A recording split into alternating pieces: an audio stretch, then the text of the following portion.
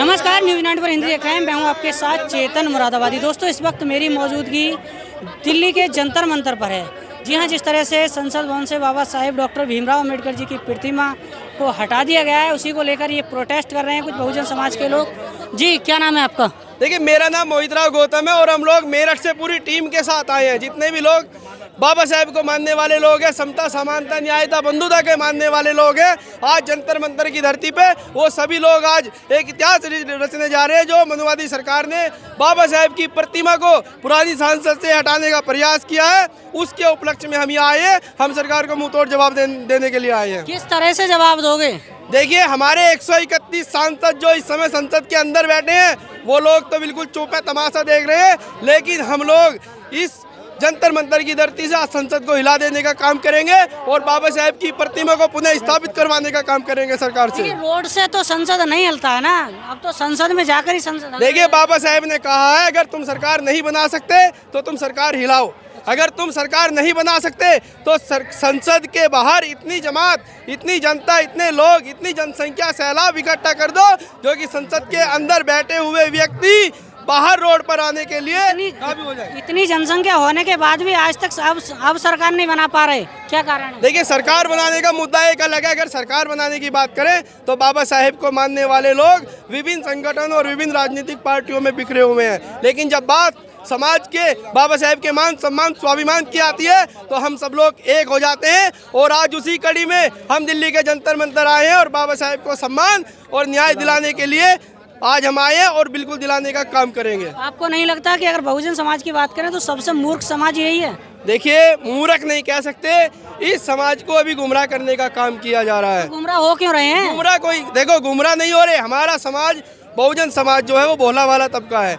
इस समाज को आज तक जो भी लोग आए हैं उन्होंने अपनी राजनीतिक रोटियां सेक करके इस समाज को गुमराह करने का काम किया है। लेकिन इस समाज के अंदर अब पढ़े लिखे लोग मतलब उच्च शिक्षा ग्रहण करने के बाद बाबा साहेब के विचारों पे चल रहे हैं। और जिन लोगों ने पहले इस समाज को गुमराह किया है, अब गुमराह होने वाला नहीं है, क्योंकि इस समाज के अंदर पढ़े लिखे शिक्षित युवा पैदा हो चुके हैं, तैयार हो चुके हैं। उन्हीं पढ़े लिखों ने 2024 जो चल रहा है, इसी में लोकसभा चुनाव में इंडिया गठबंधन को सपोर्ट किया था। अच्छी खासी सीटें भी आई उसकी, लेकिन आज वो कहाँ है वो बोल नहीं रहा। बाबा साहब की प्रतिमा लेकर, संविधान को प्रति लेकर वो घूमते और वोट ले जाते हैं। देखिए, बिल्कुल गुमराह नहीं कर सकते कोई भी किसी को।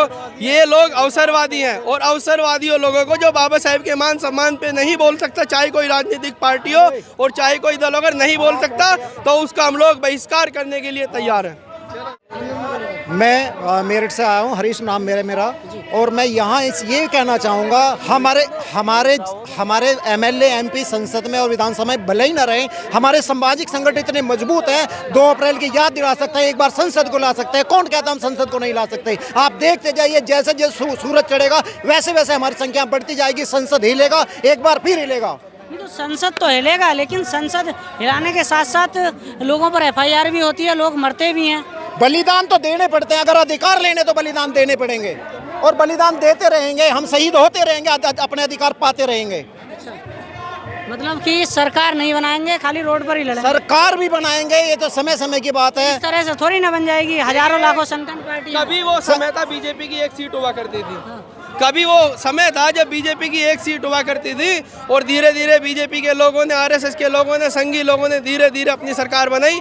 थोड़ा समय लगेगा। हमारे लोग अभी गुमराह। जिस दिन हमारे समाज की आंखें खुलेगी, कहते हैं कि जब SC समाज की आंखें खुली, जागरूक हुआ, तो कांग्रेस खत्म होगी। और जिस दिन ये OBC समाज, जिस दिन मेरा ये OBC समाज जागरूक हो जाएगा, उस दिन इस देश के अंदर से भाजपा मुक्त हो जाएगी।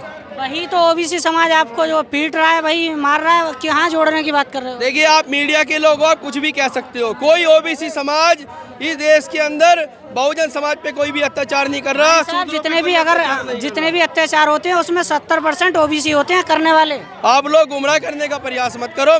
देखो, सरकार तो जाति को लड़ा रही है, जाति जाति में आरक्षण, जाति जाति में वर्गीकरण, सरकार तो लड़ा रही है। लेकिन अब मीडिया क्यों ये काम कर रही है? नहीं रहे, बता रहे हैं, हकीकत बता रहे हैं। देखिए, अगर आप लोगों को जाति के नाम पे लोगों को लड़ाने का काम कर रहा है तो आप लड़ाइए, लेकिन हम जागरूक लोग हैं, पढ़े लिखे लोग हैं। इस देश के अंदर बहुजन समाज 85% लोग हैं और वो गुमराह होने वाला नहीं है। हम सब लोग एक होने के बाद बाबा साहेब का जो संविधान है उसको फॉलो कराएंगे, उसको पूरे को मनवाएंगे और अपनी सरकार भी बनाएंगे बहुत जल्द।